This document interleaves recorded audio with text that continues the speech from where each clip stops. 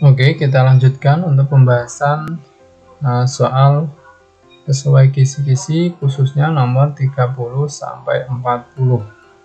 Dan nanti lanjut soal yang urean. Nah, jadi seharusnya mungkin nanti bentuknya tidak seperti ini. Di sini ada soal, di sebelah sini nanti ada untuk jawabannya. Nanti milih jawab A, B, dan seterusnya. Tapi ini untuk mempermudah, langsung saya berikan serta jawabannya. Untuk soal nomor 31, berdasarkan Al-Qari'ah ayat 4-5, saat terjadi kiamat, manusia berlarian seperti anai-anai atau laron.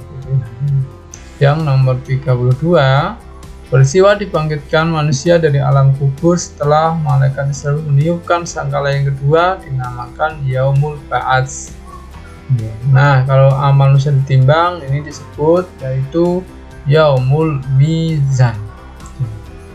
Soal nomor 34, orang yang berkata dusta merupakan salah satu tanda dari orang yang munafik.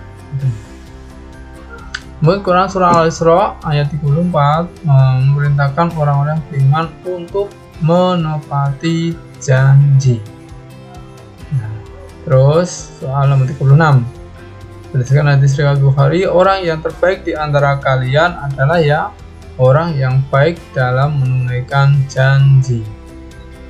Nomor 37, kewajiban seorang anak ketika orang tua sudah meninggal adalah apa? Mendoakan.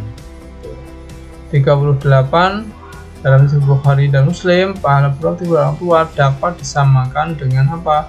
Berjihad. 39, makna zakat secara bahasa adalah tumbuh kembang. Kalau nanti ada opsi lain bisa juga suci, mungkin terus membersihkan itu juga bisa. Soal nomor 40, jumlah minimal harta yang wajib dizakati disebut apa? Nisab. Ini ya.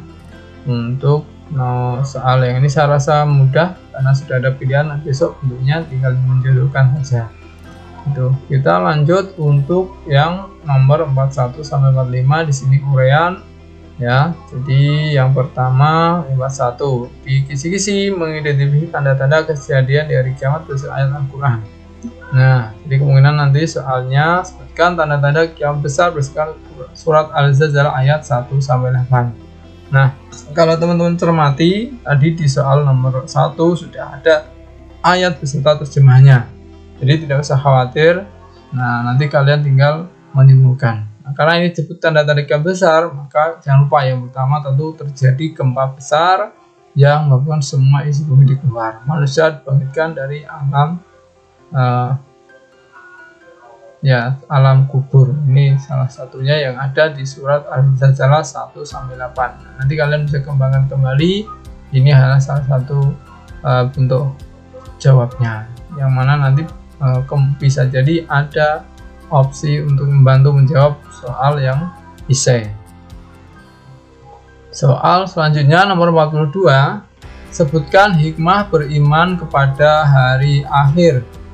Ya, yang ini ya bisa lebih bersemangat dan disiplin dalam beribadah seperti menunaikan sholat, menunaikan zakat, bersemangat dan ikhlas dalam beramal soleh, berhati-hati dalam berbuat sesuatu, dan menjauhi perbuatan dosa karena perbuatan dosa apapun akan dibalas di akhirat, dan memperbanyak bertobat kepada Allah. Ini untuk yang hikmah beriman kepada hari akhir.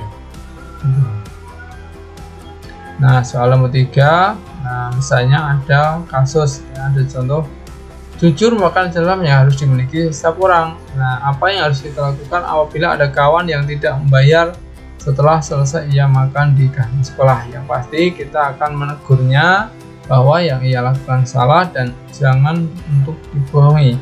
Ya, harus jujur, jangan berbohong. Dan jangan diulangi kembali. Nah, ini besok mungkin soalnya bisa beda. Jadi seperti ini. Nah, untuk soal nomor 44,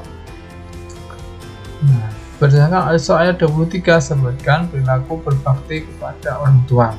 Ini tadi di soal pilihan ganda juga ada. Nah, ini bisa lihat yang pertama adalah ya tidak berlaku syirik. Yang kedua adalah merawatnya ketika berusia lanjut. Yang ketiga adalah tidak berkata dan tidak membentak, dan berkata yang baik.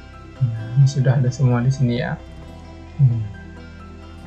Ini untuk soal nomor 44. Jadi jangan khawatir, kalaupun ayat di pilihan ganda tadi sudah ada. Gitu. Nah, soal yang terakhir, sebutkan 8 golongan yang berhak menerima zakat.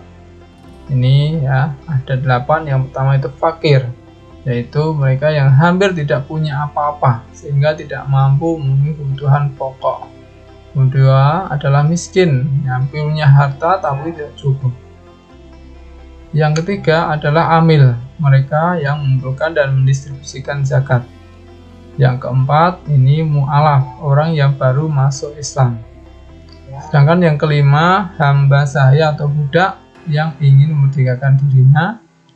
Yang keenam ghorim, orang yang berhutang untuk kebutuhan hidup dalam mempertahankan jiwa dan izahnya. Sekali lagi, kalau hutang untuk kebutuhan yang sifatnya gaya-gayaan tidak boleh diberi dari zakat.